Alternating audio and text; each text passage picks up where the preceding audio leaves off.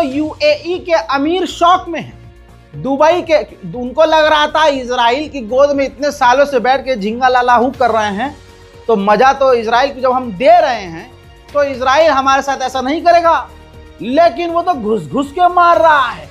दोस्तों यूएई के अमीर, जी हाँ दोस्तों, यूएई के अमीर सीधा जो है दोहा पहुंच गए।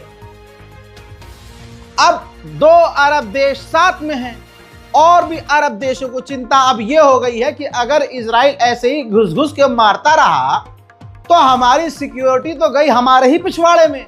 अब यूएई के अमीर के बारे में कहा जा रहा है कि यूएई को यकीन ही नहीं था और सोचा भी नहीं था यूएई ने कि ऐसा इजराइल कर सकता है। अब यूएई कितना चिढ़ गया। यूएई ने अभी कुछ दिन पहले धमकी दी थी कि अगर नेतन्याहू ने अगर वेस्ट बैंक पर कब्जा किया तो हमारी जो पार्टनरशिप है खराब हो जाएगी। अब उसके बाद अरब के अंदर, कतर के अंदर घुस के इजराइल ने हमला कर दिया।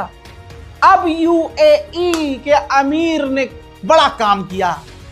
यूएई के अंदर, दुबई के अंदर दुनिया भर के देश अपने हथियार शो ऑफ करने वाले थे, हथियारों का एक्सपो था।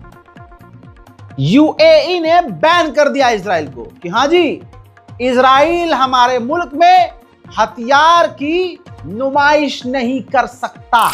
अब यूएई की सोच भी सुन लीजिए। यूएई का मानना अब यह है, रिपोर्ट ये कह रही है, बयान ये आया है यूएई की तरफ से कि हमारा मानना यह है कि ईरान कहीं नक्शे कदम पर इजराइल चल रहा है और मिडिल ईस्ट में खतरा पैदा कर रहा है। समझ में आया?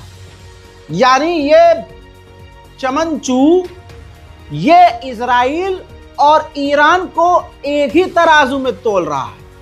यह होता है तब जब भैया खून खराब हो।